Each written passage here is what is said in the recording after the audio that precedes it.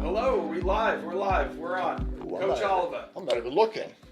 Where am I? Tuesday afternoon, everybody. 2 weeks in a row, Scotty. We're going on a Tuesday. I think we have an excuse this week, though. Is it Tuesday?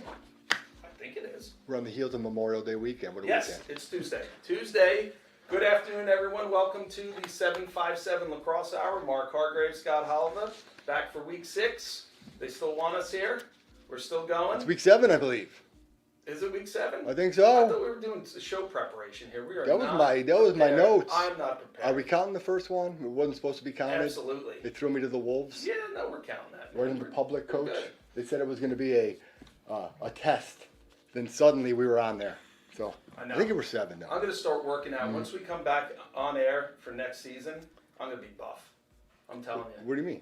I'm going to lose 20 pounds. I'm going to put muscles on. I'm going to start wearing no shirt at all. It's the in BB this guns. podcast. I got the guns. Okay? It's I'm BB getting guns. ready for summer league here. It's been a struggle. I told you I've been doing push-ups. I've been doing sprints in my yard, playing basketball. I'll get Sprints there. in your yard. I am. How big's your yard, dude?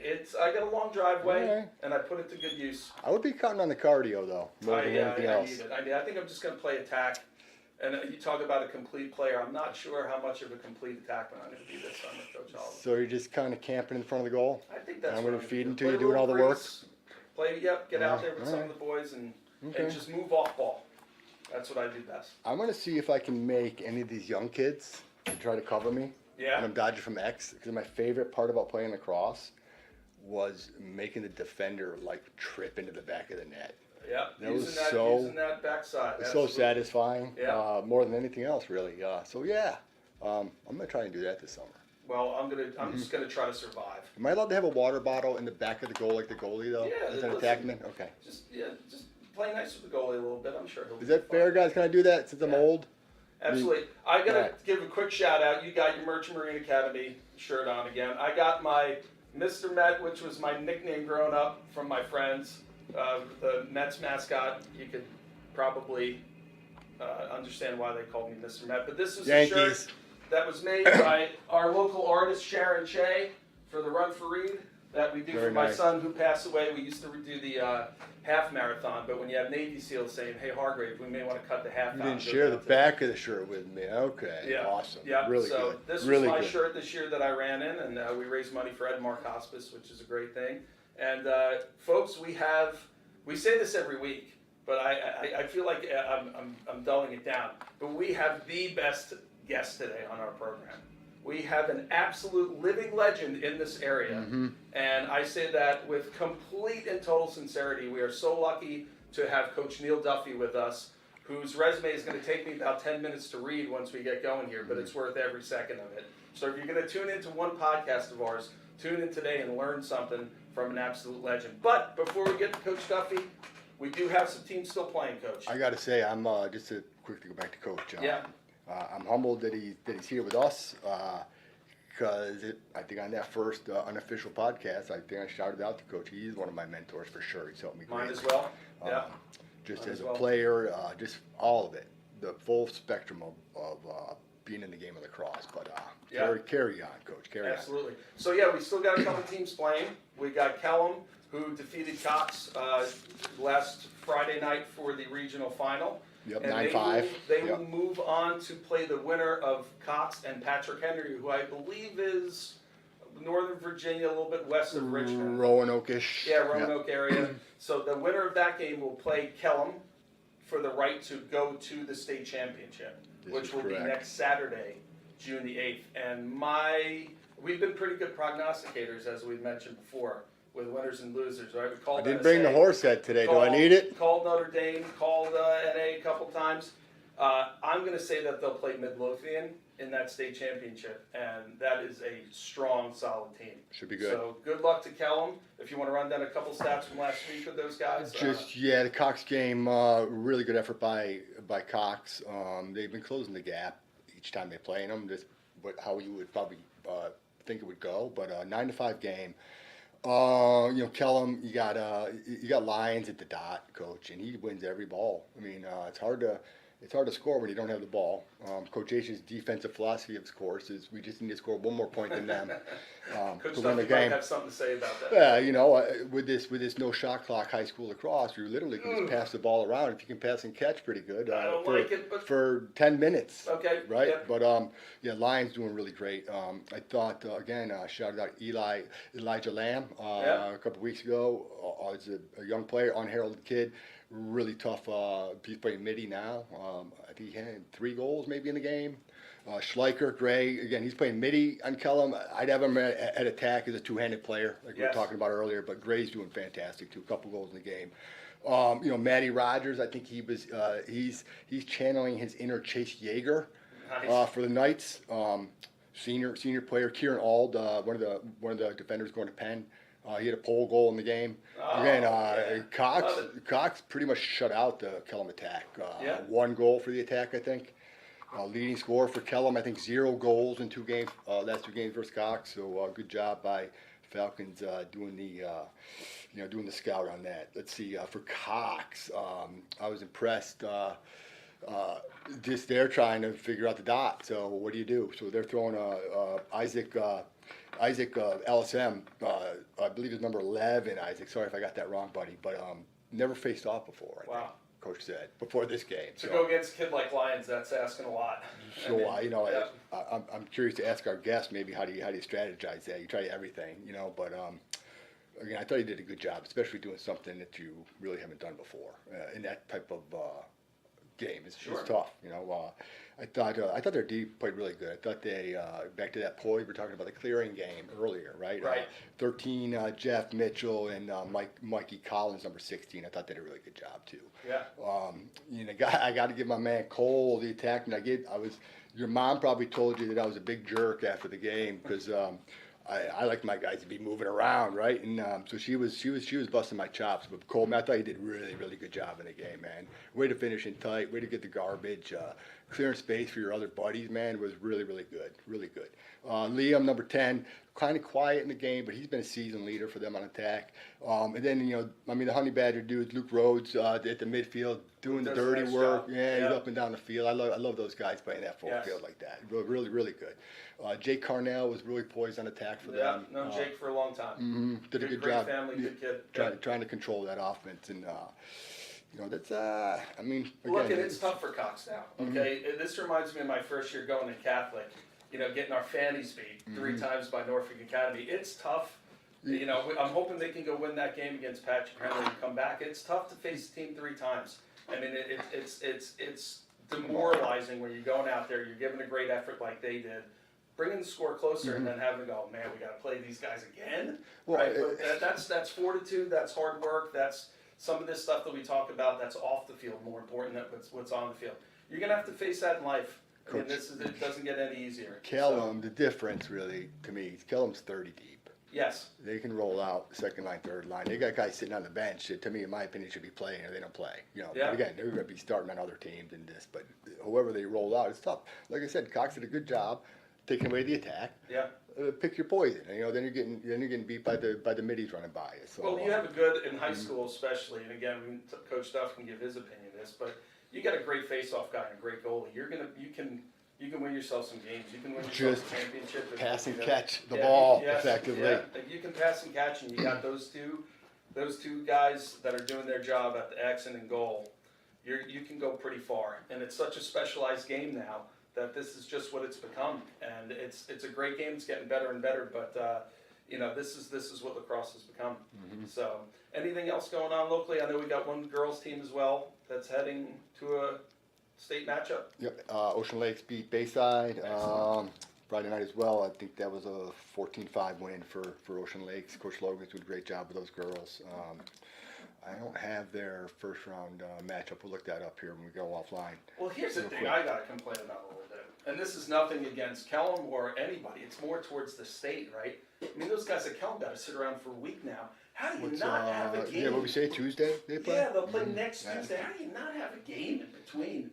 I mean, I'd be jumping out of my shoes if I was Coach Aiello. I talked to him a little bit this morning, and all they can do is prepare. I mean, that's he's doing the best that he can with those guys. But if I'm a player, man, get me out there this week. Get me against somebody. right? I mean, I want to play, man. I don't want to sit around for a week waiting to play in another state game. So I'd love to see that change a little bit, maybe add more teams, or I'm sure it's a transportation scheduling referee thing, and I understand that, but We are challenged with come on, all those HSL, things, especially the get refs. those guys another game. I'd get college guys that are home, How get do you them to make practice. How do you make that week competitive when you're practicing just by yourself? It's tough. It's tough, and I think mentally on the kids, again, as a player, I still like to think of myself as a adolescent teenager. I want to play. I want to play. I've practiced enough, and practice is important, but I want to get out there and play against somebody. So, listen, guys, we're pulling for you, both girls and boys. Go get them. Represent the area, guys. Absolutely. This is what we wanted. We wanted to see our teams succeed and go far. We had NSA win a state championship. We had NA Catholic in the mix there, both doing a good job. So keep going. When we come back, luckily for all of you, for the rest of the program, we're going to be joined by Neil Duffy, who, like we said, is a treasure in this area, and he's got an amazing story, an amazing career to tell all you about. So we will be back in a couple minutes. Thank you. Pain and Gain, your one-stop shop for all things field hockey. Located in Princess One Shopping Center, Virginia Beach, we carry everything you need on the turf, from black sticks, turf shoes, mouth guards, and much more. Try out your stick before you buy in our synthetic turf area. Pain and Gain. Embrace the pain, enjoy the game.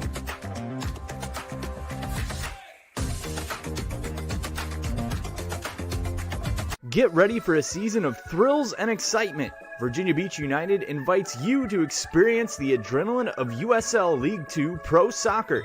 Tickets are only $10 for adults, $7 for kids, and children 5 and under are free. It's the perfect family outing filled with fun and entertainment. Secure your seats now for a season of unforgettable soccer moments with Virginia Beach United. Don't miss out.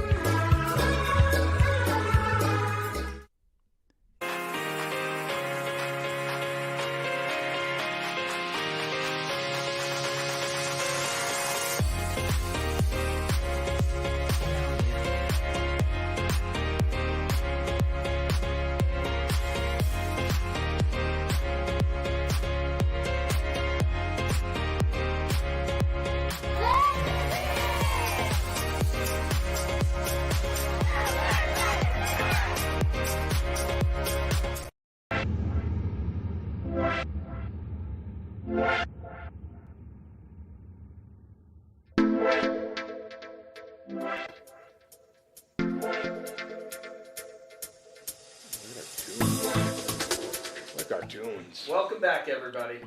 Sitting to my right is Coach Neil Duffy, and I'm just going to do a abbreviated resume on Coach Duffy because, like I said earlier, we could spend 10 minutes talking about his resume, which is way worth it, but just a couple of here. Gosh, here we go. 2019 USA Gerald J. Exemplary Coaching Award winner, co-captain of the 1984 United States Naval Academy men's lacrosse team, 5-time TCIS Coach of the Year, 3 in boys lacrosse, 2 in girls basketball, multi-talented, 3-time Visa State Assistant Coach of the Year, 1993 NSA School Yearbook dedication, author of Spirit of the Stick and Fly to Honor, which are both awesome books, fantastic books that should be reading for the young kids just getting involved. Read in books, lacrosse. children. Absolutely. Read books. I mean, again, this is like 2 pages. This Read is a books. couple that are really impressive, though, which I love. The Son of Teachers. Norfolk Academy Middle School Teacher of the Year in 1996. Love that one. Another one that really impressed me. In the last 35 years, Coach Duffy's players have earned at least 26 USA All-American or All-Academic Awards, 19 Collegiate All-American Awards in lacrosse, 10 NCAA championships. I mean, that is amazing. 7 Hall of Famers, 2 Olympic gold medal winners, a World Lacrosse Championship, National Coach of the Year Award, National Collegiate Player of the Year Award. These are all people who Coach Duffy has been involved in their life. Absolutely amazing. Is Coach actually blushing over there? Last I couple, think he which might be. This is the best. 80 plus players who have been 4-year or current collegiate letter winners in college lacrosse, and on basketball too, I'm sure as well. Many of his players are current collegiate, high school, middle school, and youth coaches, administrators, and officials, which we always need. So, Without further ado, Coach Duff, Thanks, how are you Mark. today? Great, thank you. Wow, Far too nice. kind, and let me make sure I'm on your camera. There we go. But thank you for having me. Thanks for the nice introduction. Very proud of all the players I've had the honor to work with, and but thank you to both of you and what you've meant to me personally and my wife, who's your collective biggest fan, and to the game in Tidewater. So it's an honor to be here with you guys, and hope I can move your discussion along a little bit. You know, one thing, I talked to Ryan Tucker this morning, and he gave me, I knew I would get something good out of Tucker, but he gave me the quote of the year for me. He said, Coach Duffy is a man for others. And when I heard that, Scotty, I just went, that to me, knowing Coach Duffy for 20 years, that is the absolute perfect definition of who this guy is. I was going to say, but I was going to call Coach Duffy as a coach of significance, but that's the same. It's the same. It's the impact he's made on just, you read the list, so many, including us two sitting right here. It's been profound. So Yeah. appreciate you, Coach. Thank you. Coach, Thank just you. an opening question. Growing up on Long Island, you're a Massapequa guy. What did lacrosse mean to you? How did you get involved in lacrosse, and what made you, become a lacrosse guy? Upstate's better. Sorry, Coach. Yeah, I'll tell your guests, Coach, that the three people on your screen right now are all from New York, so we all have that. So yeah, I grew up in Massapequa Park on Long Island. As you guys know, Coach H is from upstate, and Coach Hargrave is from Locust Valley. So we have good representation of New York here. I love it. But actually, growing up, I played mostly football and baseball until about 10th grade, and then a bunch of my football friends sort of nudged me towards lacrosse. And so I started playing some of the out-of-season things, winter lacrosse with them, have some fun, and decided to give it a shot in the spring for real. And I would say at this point, certainly of the discussion, my high school football and lacrosse teammates mean everything to me, and have for about 40, I don't know, whatever the math is, 48 years now. One of whom is Bill Dempsey, who you guys saw coaching at Princess Anne High School for a number of years, and now at Cape Henry. Was certainly central in helping me find my way in the game, and just a phenomenal player and teammate, friend, all these years, and many others. And we have a kind of a fun little text group of about 10 of us. You guys have that too. Yeah. And it's very live. We kick that thing every couple of days. Something will get in there, and our wives are on it too, which is even better. Oh, boo! We've enjoyed it. We've enjoyed each other all these years, and just a great experience. Our coaches in high school were fantastic. Our football coach, Bob Reef-Schneider, is a National Hall of Famer and All-America at Navy, and our high school lacrosse coach, Don Holmes, was great to us, and a number of other coaches. So I think all of us would tell you the same thing. We just could not have been more fortunate with my teammates and our coaches, and just the infrastructure and support that we had back then. And it's trying to push that along to the students that we work with now, really. So that part's been great from high school, and then I would say pretty much the exact same thing from my college experience at the Naval Academy. Great teammates, great coaches, and again, same thing. I am in regular contact. I spoke to one of my coaches yesterday, if you can believe it, again after 40 years, and teammates. So it is kind of nonstop. Being involved with the game so much down here all these years has kept me connected like that. But you don't know going in 35 years ago or 45 years ago, starting out, that you'd be friends with these guys all these years, and what that would mean to you. But it's meant everything to us. And very quickly, I'll say, I said this the other night to a group. My wife Jen, both you guys know her, would tell you the exact same thing from her experience as a soccer player at Berner High School, and then at the College of William and Mary. And her teammates and coaches are her best friends, and she interacts with them all the time. So we have had pretty much the exact same life for 40-something years, and enjoyed every second of it. So thanks for letting me tell you that, but that's kind of how it started, and that's kind of where we are. I talked about this on air a couple weeks ago with Scott, and Coach Tucker and I were talking a little bit this morning. When you're a young coach, like certainly when I moved down here, I asked you to mention me because you can be like yourself or Coach Tucker who had high-level Division I programs, but when you come in as a coach, you really have to find your style. You know, you have to find the way that you want to be as a coach, the way you want to affect these kids' lives. Who are a couple guys who really meant a lot to you, and how long did it take you to really get your style of coaching? Yeah, it's a great question, and it's really important. I totally agree that having a mentor or at least a guide, somebody that you can look to, and again, could not have been more fortunate personally. Tom Duquette certainly jumps out. My first position coaching was at Nansemond Suffolk Academy in the 1990 season, and so, but Tom Duquette was the one who kind of guided me into the profession and was always very helpful to me, and watching his teams play my team and watching the way he interacted with his players and the way that they played certainly was central to the way that I looked at how to coach. And every coach is a little bit different. Certainly Coach Mead at the Naval Academy, Coach Matthews, and a number of others. Richie.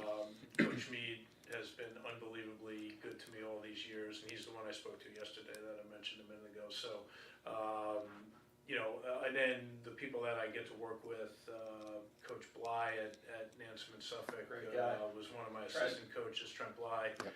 And now T.W. Johnson, one of my former players, is the head coach and athletic director there. So I think you hear coaches say this all the time, I think, which is you beg, borrow, steal your style and your thoughts and your teaching points from just anybody you can. And you make it your own, certainly, but I would say certainly Coach Mead and Don Holmes, our high school coach, who I haven't been in contact with all these years. But Don Holmes, our high school coach, my teammates would tell you, impacted us in just an incredible way on how to play the game. And so hard to name names, but Don Holmes and my football coach, Bob Reefschneider, Richie Mead, Brian Matthews, Dick Slaza at Navy, and others, Tom Duquette. And a lot of the people that I have worked under as an assistant coach, which again, Tom Duquette, Ryan Tucker's been great to work with. And even on my basketball side of my life, girls basketball, Joanne Wren, longtime great coach. Coach Wren. Basketball at Norfolk Academy, and Larry Riggs at NSA. So I've been really, really fortunate, and many, many others who, just watch them coach and, pick up the things you like and, don't pursue the things you don't like. But when you have great teams that are being coached by people like that, and the character part we can maybe get to later. But, but the technical pieces of how to play lacrosse, could not have been more fortunate than the people I just mentioned. Coach Holava, I know we all both got a lot of questions. You go ahead if you have one. Well, I'd be remiss if I didn't, especially on the heels of Memorial Day weekend, thank Coach for his service and everyone else. I'm rocking my son's shirt right here, who is Luke Holava, the official midshipman now. So no more plebe for Luke. Good job, buddy. But Coach, appreciate you all your service and all that. But no, that's really all I had right there. I'll think of something you guys carry on. One of the things that is, when I think about you as a person and you as a coach, and you wrote 2 books, another thing Ryan Tucker said, which I loved, is people don't know that Duffy is going out to support kids from all different schools. He goes to their games, he shows up, he doesn't want any attention for it, he doesn't want any accolades. He's there because he cares and he wants to see how these kids are doing. Mm-hmm. What drives you every day? I know you just retired officially from Norfolk Academy, but what, in all those years of doing this, what drives you every day to do all this stuff? I think the biggest part, probably, as I hinted at a minute ago, is that people have done this for me. People have helped me, and again, all the people I just mentioned. My wife certainly is all in on what I do every day, and she's very supportive. So I think the thing that drives me the most is that if I have the time to go support our players or stay after practice, any of those things, to me it's always been a function of passing along the goodness that has come my way from, again, people like Richie Mead and Tom Duquette and others. That's probably the central part, and knowing the role that my coaches had in my life and the work that they put into me personally and my teammates. It's a lot of hard work, but it benefited me in ways that I'm still, learning at this stage. So I think that's probably the main thing that keeps me excited about all of it, and to try to do everything I can to support our players, whatever that means. Sometimes it's staying after practice and having them shoot. Sometimes it's text messaging them or calling them. Sometimes it's driving to a game at Chapel Hill or Hampton Sydney or Naval Academy, wherever. But if I have the time and it kind of works out, I love doing that, and it meant a lot to me as a player myself. The other thing I've said to people is, when you stay connected like that, and that's really the real reason to do it, is to support the players. But one of the benefits I think that I've realized all these years is that you get a lot of great feedback from that. And so now when you come back to practice on Monday and just haven't seen one or two or three or four of your players play in college, and a few of them even in the pros, and talk to them a little bit, or just watch them play, and knowing what they looked like in 5th grade at our camp, and 7th grade and 10th grade and college, you see those progressions. And so when we get back on Monday, we can feed that right back into our coaching. So that's kind of I don't know if I would have thought that way back, but certainly it's at least a secondary benefit, I would say, or maybe even more. It's been great. So I've enjoyed it, and again, Jen's been great with, she'll accompany me when she can, but sometimes she'll take care of the stuff I should be doing at home with, cleaning the house or some of that stuff. But let's not forget about Catherine at Vawez. We got a coaching family over here. Our daughter's been coaching at Virginia Wesleyan for the last few years, and she's really enjoyed that too. And was with us at 757 as well. Coach, I got a question for you. So Yes, sir. we had Charlie Bertrand on last week, and I threw in this one. I said I thought X's and O's are overrated on the team. We'll go back to talking about technical lacrosse play, right? So, I'm coming from the high school perspective mostly, right? So to me, if we can't even pass and catch yet, what the heck are the X's and O's matter, right? So it was cool to hear Charlie talk about it from his perspective. I'd like to hear your thoughts on that, Coach. Great question. Yeah, it's a great question. I think I say on paper a lot. I think you guys know what that means. On paper means the theory would be, this or that, and then the reality is whatever it is. So on paper, I think you want great tactics. I think you want great structures and rides, clears, man up, man down. I think you want all that structurally to be excellent. You want it to be clear for your players. Certainly, you want that. But at the same time, if you can't throw and catch, or you can't pick the ball up properly, then you never get to the X's and O's. Well, Coach, you were talking about finding our coaching philosophy or our style or how we're going to be out there. I didn't know any of that, so I've been talking about John Gordon's been someone I've read a lot since I met him at a convention, and just kind of fell in love with the guy and his mindset and approach to it all. So I've always felt that I focus more on just that stuff, and I should have maybe paid more attention to the X's and O's. I liked the fact that I know the coaches that built a relationship with me. Yeah, we're in a group of a bunch of people, but it's a group, But I felt that he connected with me. There was no wall I wouldn't have run through for the guy, So the coaches like that, like I called you a coach of significance. And those are the men that impacted me. But yeah, when I found my style, I was focusing on the mindset and the positivity.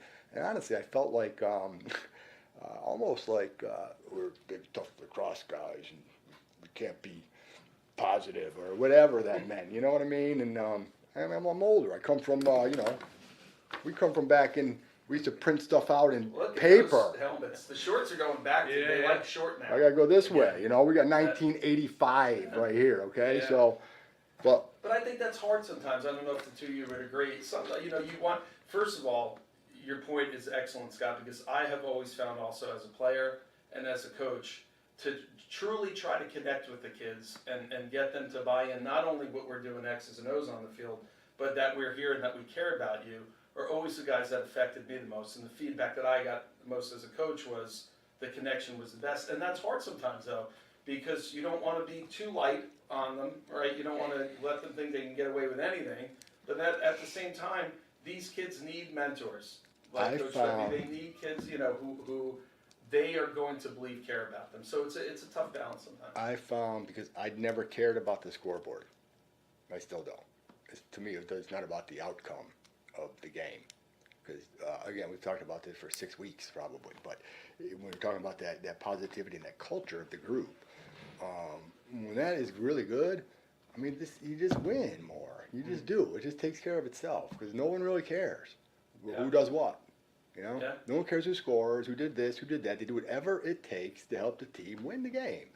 But again, focusing on the outcomes, I just think is just not something that I personally do. And that's also hard to get away from as a coach, any coach. And you're in a job where the expectation is to do well and succeed. That's tough to Don't get me make wrong. sure that you. Well, no, but it's a great point by you. That's a tough thing to make sure that you integrate every day with these young men and women who you're I don't coaching. practice to lose. We practice to win. But you're we're part of trying that. to win. The goal is to win a game, but it's not the focus But on that's that important. end. Yeah. But you're absolutely right. It's important. I think another question from me would be: we're going to sound like three old gray hair, old guys here. Gray hair or no hair? Gray hair. What's the difference in the last 7 or 8 years with the kids, with the instant gratification, with the Instagram?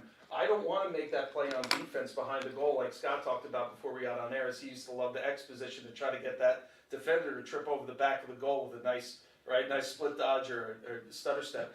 How different is that to coach the kids now who are they could be athletically inclined and they could be fundamentally great, that they don't want to make that mistake because they don't want to be on an Instagram highlight. They don't want to be embarrassed online because some of that stuff lives forever. Have you felt it's been different to coach this sort of newer generation of kids?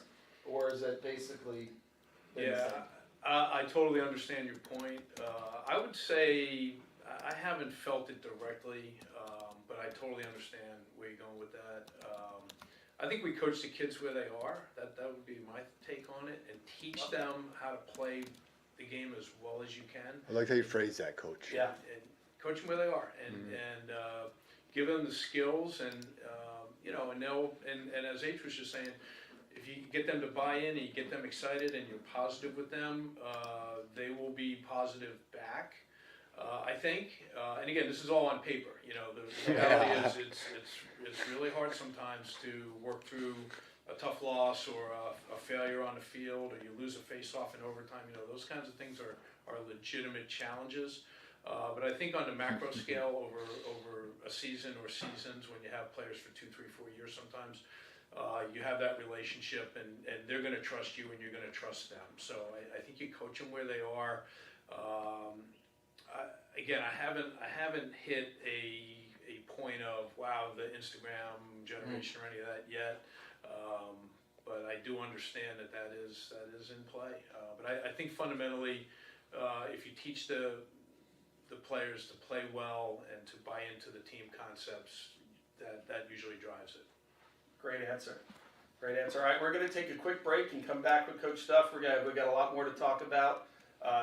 2 of his books. I want to ask him a couple questions about the books, and then we're going to talk a little national championship yesterday and get his thoughts on this weekend, because I have a couple of my own, even though they've been watching Final Fours a lot longer than I have. So we'll be right back. Thanks, folks. I grew up here. I know this town. I know the people here. More important, they know me. As a banker at Town Bank, we become part of the communities we serve. The people who bank with us, our members, know us. When you bank with Town Bank, you'll know your banker. You'll know you can reach us, and you'll know we're here for you. Well, it's everybody's favorite time of year again. Time to prepare to make your annual donation to that infernal revenue service. And if you're like me, you need help. Help to keep that donation as small as possible. You need John Maynard, PFP, LUTCF, EA, all those initials behind his name mean he's qualified to work on your taxes. He's an ATA, accredited tax advisor. He's an ATP, accredited tax preparer. He's a fellow at NTPI, the National Tax Practice Institute. And if all that weren't enough, he's also been voted the best of Norfolk and the best of Virginia Beach awards. John Maynard has been professionally trained in tax preparation and representation. He brings to the table over 30 years' experience in federal and state returns. He delivers personalized, one-on-one service, and he's a certified electronic filer. The IRS likes electronic filers. So get off your W-2 and call John Maynard at John's Tax Service, 455-6763. Treat yourself to a visit to the Drip Bar, IV hydration and vitamin therapy in Virginia Beach. Boost your immunity, increase your energy, and promote anti-aging with our personalized treatments designed to ensure efficient nutrition absorption to rejuvenate your mind and body. Come see our chic and relaxing day spa for yourself today. We welcome walk-ins and appointments. Our medical professionals will help you achieve your best health and answer all your questions. The Drip Bar at Lansdowne Commons in Virginia Beach. I'm Dr. Mark Cardelia, orthopedic surgeon and surgical director of the CHKD Sports Medicine Program. We see a lot of knee injuries in student athletes these days, and many of these are ACL tears. Parents often ask how to know when a knee injury may be serious. The most obvious symptom is severe pain or swelling in the knee joint. Your child may have heard a pop when the injury occurred. Look for signs they can't put weight on the knee around 48 hours after the injury, or if the knee feels unstable or wobbly. Those are all signs you should see a CHKD sports medicine specialist. Our sports medicine physicians, surgeons, athletic trainers, and physical therapists understand the needs of growing athletes and tailor treatment to fit each child's age and level of activity. Our goal is to accurately diagnose the problem in a timely fashion and provide the treatment that will ensure a safe return to activity. Kids want to play, and we want to help them get back in the game. To learn more, visit chkd.org. Sports medicine at CHKD. We're more than a hospital.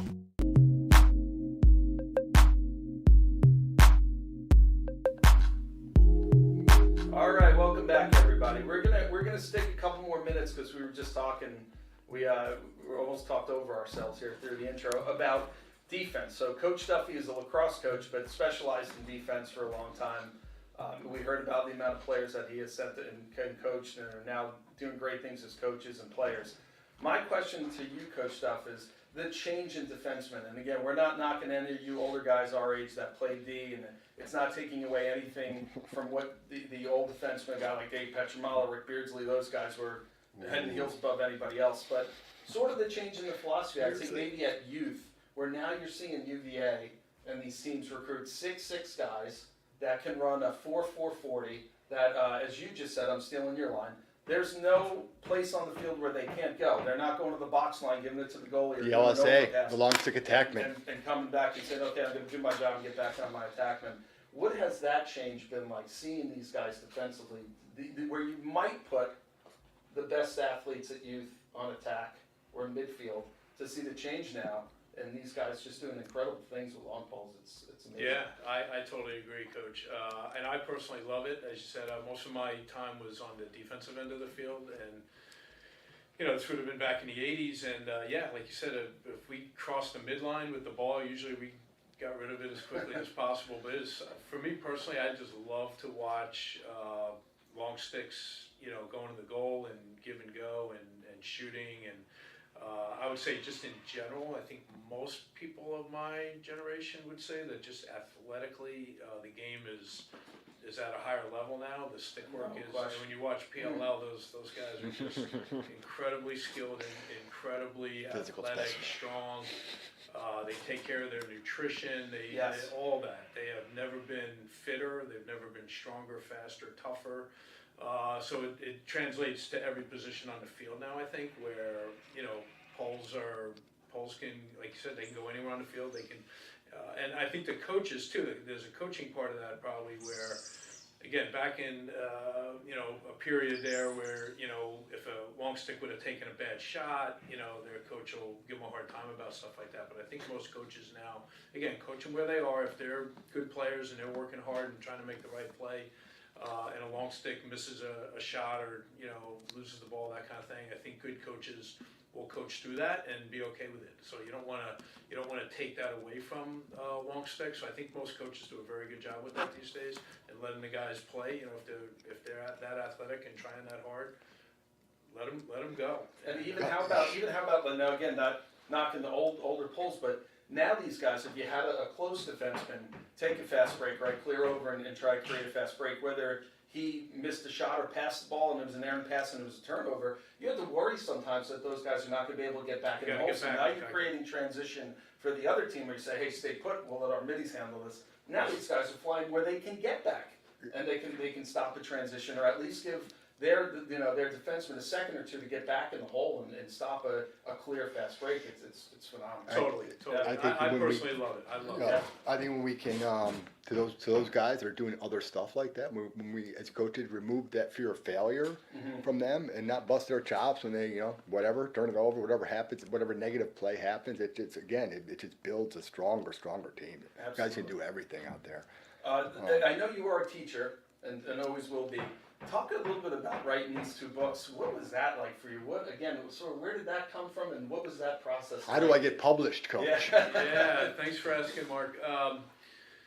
It's a really long story. It started about 25 plus years ago, so I'll have to do the short version. But I had never really written anything, and I was kind of working on a class for a master's degree program, and literally, you ever hear that, that flash of inspiration hits you in like 5 seconds. That kind of happened to me with the first book, Spirit and a Stick, where that whole thing came to me in about 30 seconds, and it took me about 5 years to work it out. But the part I would love to share with your listeners is, first of all, it was a lot of fun. It was a lot of work, a lot of research and talking to people, and connecting with a lot of people, including a number of Turnbull Award recipients, and I'm not sure all for your viewers will know, but the Attackman of the Year is awarded the Turnbull Award now, or actually has been for 60, 70 years. But Jack Turnbull's part of the story, and his nephew was very helpful in helping me with the project, as was Navy great Jim Lewis, who many people consider the greatest ever and all that. Wow. But the part I would like to tell your listeners is that Bob Scott, who was the longtime coach and athletic director at Johns Hopkins, and most of us old timers would tell you just one of the great people that we've ever known, was the first person I actually called in regard to researching this project. And once I called Coach Scott, he literally called me every month for about 20 years to see how this thing was going. If I hadn't checked in with him or he hadn't dropped me a note, he would say, hey, I haven't called you in a month or so, just want to see how you're doing with this thing. And to have that kind of support from somebody like Bob Scott for 20 years was absolutely incredible. And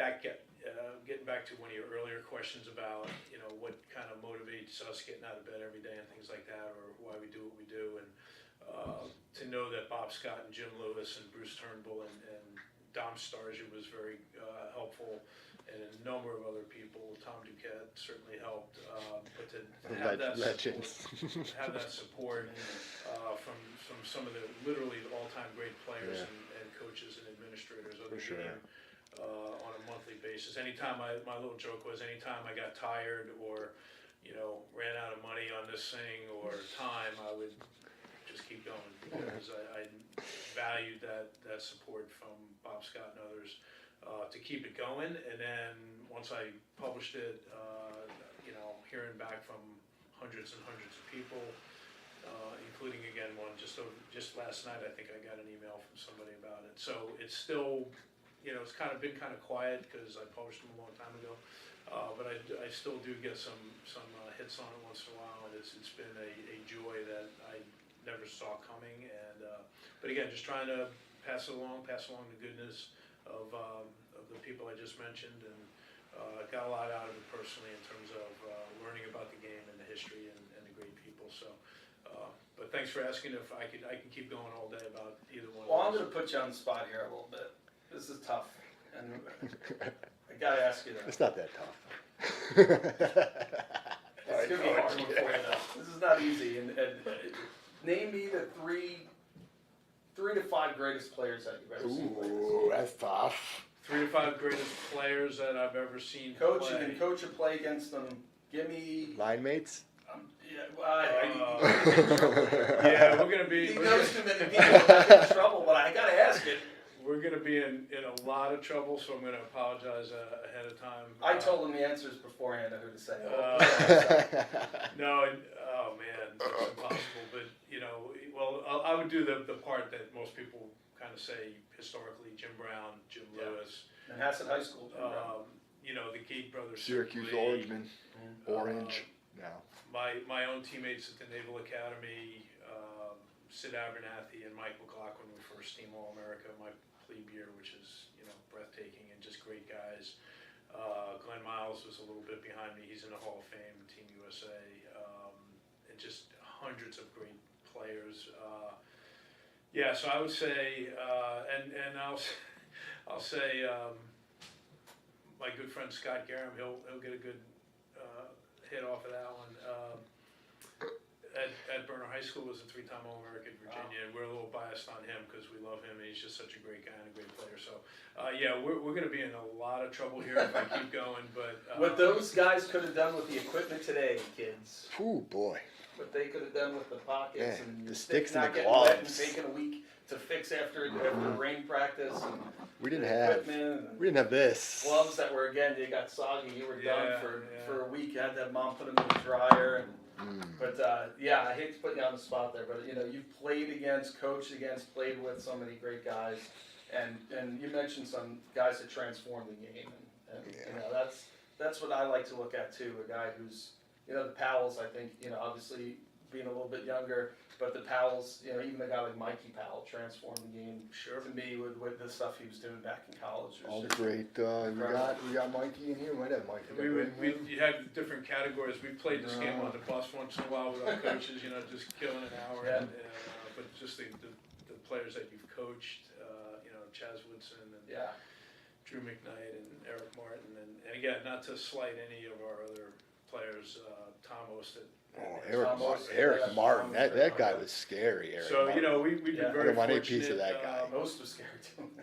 Tom, all those guys. But and as quickly as you say that, and not to avoid the question, although I'm kind of avoiding it, but not to really avoid it. But I think Tom Duquette would tell you this: everybody on our team is of the same value to the team and to the coaches and to each teammate. So anytime we start dropping names on this, it's easy to put our USA guys in that discussion.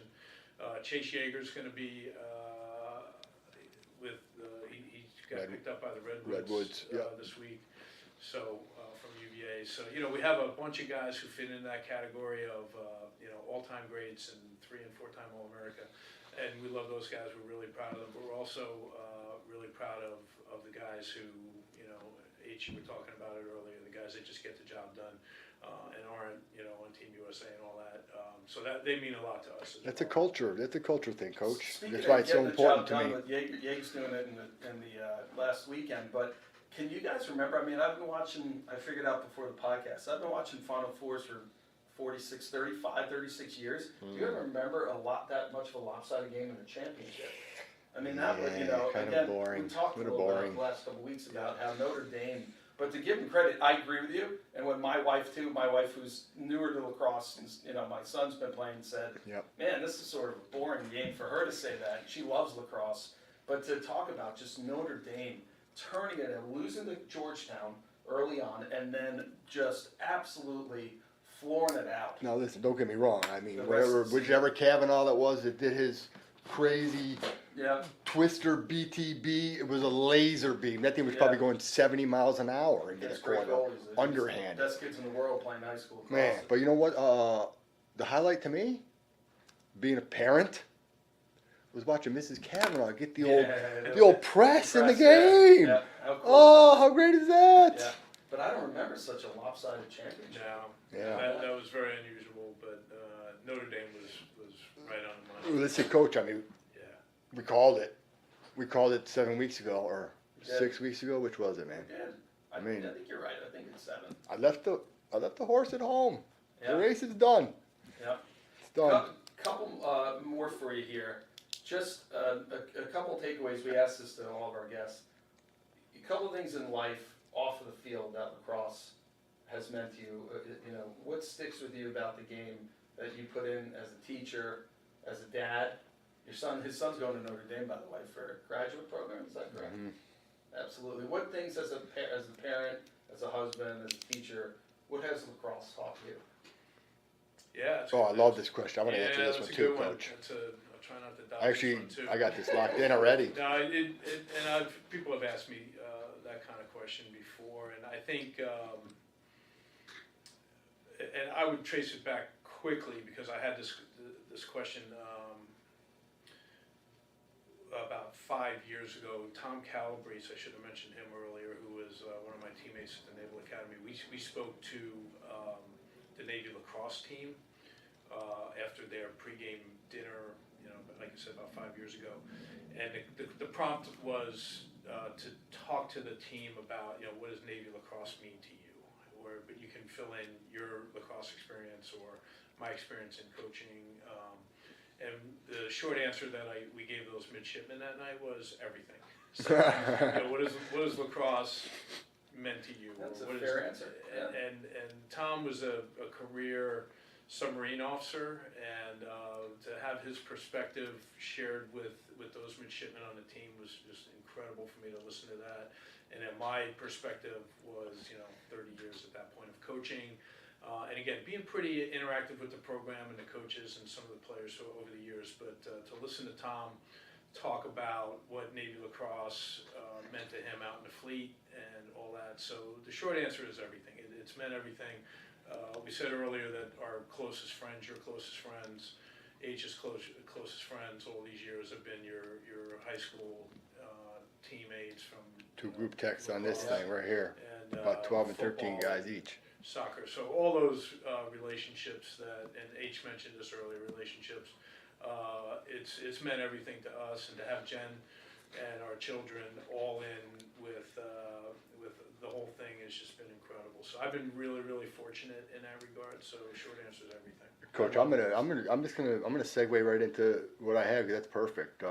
I love that. You gave me everything, Coach, but I'm gonna boil down to 5 things that I got. Absolutely. Go for it. I got one more Go, for him yeah. after that. Go ahead, Coach. All right, so I was thinking about what makes a top performer, right? What's helped me become a top performer or become a solid college lacrosse player, right? Great, I'm a college lacrosse player, good for me. But what after that? What do I take from my experience? It's gonna help me become, like, I'm a software engineer now. So how did I become that?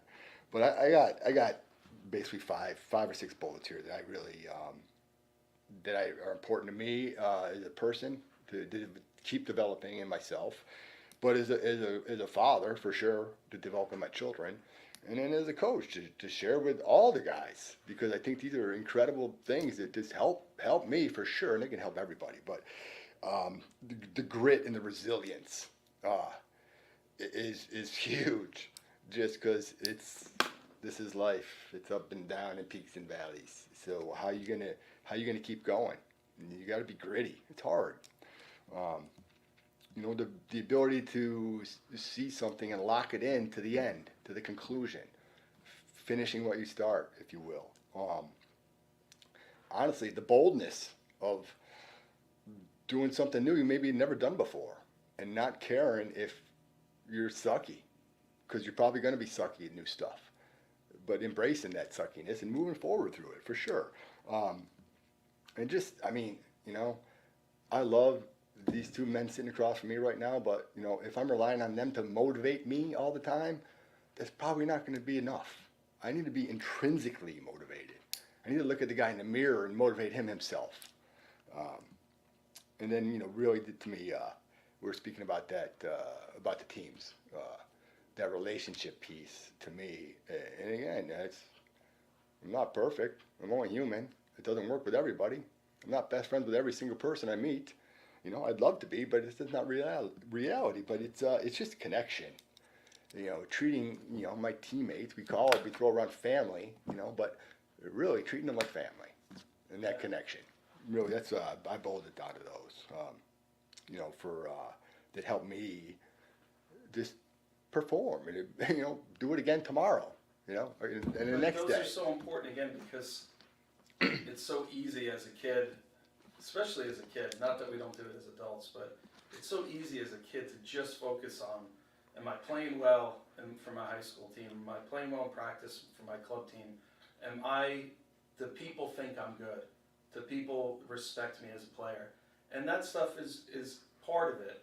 But what Scott just mentioned, those things, I mean, that stuff. And listen, I say that, not like I'm like I got all this nailed down, because I don't. Okay? No, who does? Nobody knows everything. Yeah. But darn it, if I'm not going to try and do this every day, that's what I'm doing. Absolutely. That's what I'm doing. Be a better person. So we'll wrap up here, but since it is 757 Lacrosse Hour, I'm going to throw one more question at you, which I genuinely would like to hear your ideas and how we can focus on getting better in this area. What have you seen in the last 25 years that you've been here? The growth of lacrosse, where it's been, where it's going, and what you would like to see it become here, and how do we get there?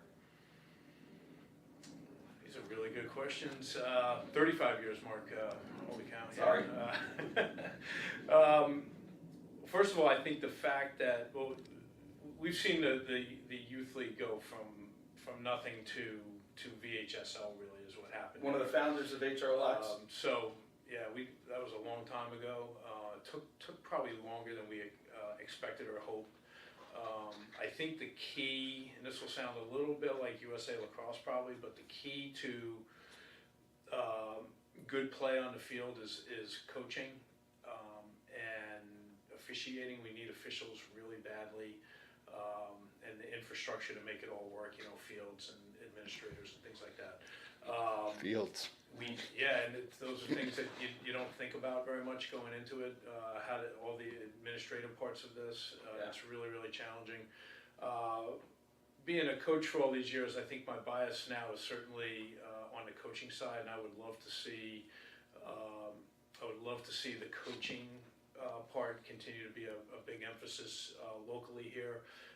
For all the years that I've been doing this, and again with Tom Duquette and Brian Tucker and Jack Gibson and others, we have, and I'm not sure what my retirement role will be, but I would say on behalf of Norfolk Academy all these years, and NSA, we've always welcomed people to come watch our practices. Not that we know anything more or less than other people, but if coaches are looking for an opportunity to just kind of go watch a high school team practice, Norfolk Academy has always offered that to anybody who would like to come.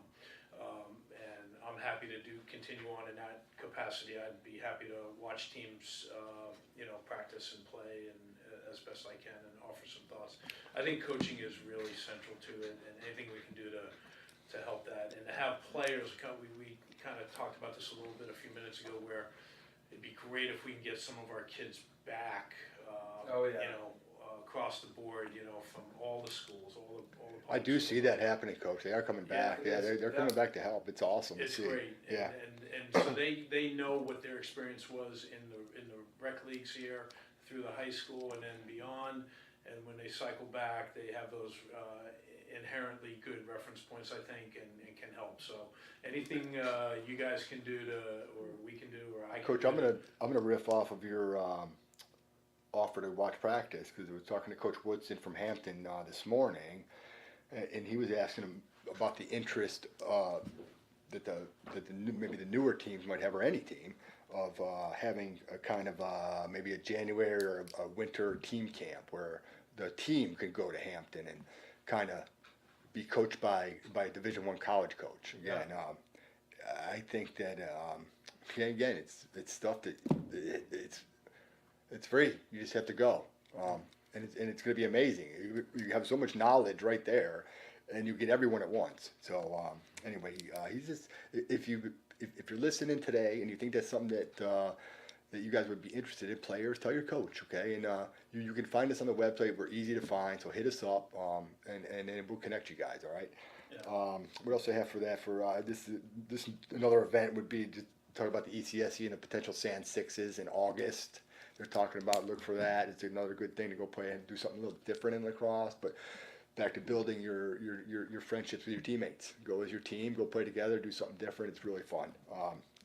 That's really it for the events. Awesome. Well, And I'll say one more thing. Yeah. With the coaching certainly central, but the officiating, yes. we need officials, and for the officials 30 some years ago who I used to ask a lot of questions. I'll say it nicely. Would not believe I'm saying this, but please support the officials as best you can from the sideline, as coaches and as fans and players. Certainly, we need refs, and we need good refs, because not having good refs is not in our best interest collectively. So be good to the refs, help the coaches, and again to the listeners. There's a lot of great people who want to help and are happy to give some thoughts and put some eyes on teams or players, and bump the process forward. And I'm certainly one of them. If anybody would like to reach out, I'm easy to find too. People can find me, so love to engage that part as best I can. Coach Duffy, I got one more question for Coach. thank you so Then I much. promise this will be it. Then will be Coach H reading hour. Yes. Gratitude, gratefulness. Especially coming off of Memorial Day weekend for sure. But if you've forgotten the language of gratitude, you'll never be on speaking terms with happiness, is what I like to say too. But Coach, what are you grateful for? I thought we had to wrap up here. Sorry, I threw you to the wolves. No, I'll do a quick one. I'm grateful for everything we just said, which is the opportunity to work with thousands of great students and their families and colleagues. I did a presentation at Norfolk Academy about 2 weeks ago about this, and the joy, I used the word joy a couple of times in there, the joy that I have personally experienced in my family in this role, and to interact with so many great people. So the joy turns into gratitude immediately. I'm so grateful for all that, and I've learned the gratitude piece from my own players and students who have expressed that to me and to other coaches. And we literally don't have time. Do we have time? Or Yeah, can I? sure. Do we have 1 minute? Of course. We can do whatever we want, Coach. So I have to do this still a tiny bit anonymously, but one of my former players was a U.S. Special Forces member some years ago, and this is going to sound a little self-glorifying, and I apologize for that. It's really about this service member, but he did a special ops mission and stuffed a United States flag under his gear, unbeknownst to me, and came back with that flag and a little certificate that basically said that, I carried this flag of the United States on this combat mission in, this location in honor of, and my name was on the certificate. And it kind of blew me away, to be honest with you. And again, it's things that we talked about earlier about, people impacting us, and sometimes our players impact us more than we impact them. Absolutely. And that was certainly the case there. And so what I did with that gesture from him, and I asked him why. I said, why would you do that? And his word was gratitude. And hadn't really heard somebody shake it down to that single word or that single act, really, to do something like that for somebody else, and it just as an act of gratitude.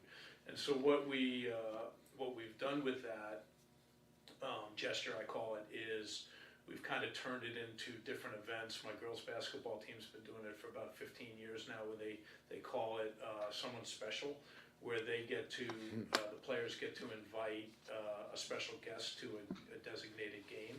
And these are people, and we tell them it's not a combat mission, for the U.S. Special Forces, but it's a high school basketball game. And we're going to play as hard as we can, and we're going to dedicate this game to somebody who has helped us. And the honorees have taken every form that they can take: parents, grandparents, aunts, uncles, teachers, coaches, advisors, that kind of thing. So we've done that. The girls have done a fantastic job with it, and then we kind of transitioned it over to the boys lacrosse a few years ago as well, and we call it Play to Honor, and it's the same thing where they get to invite a special guest.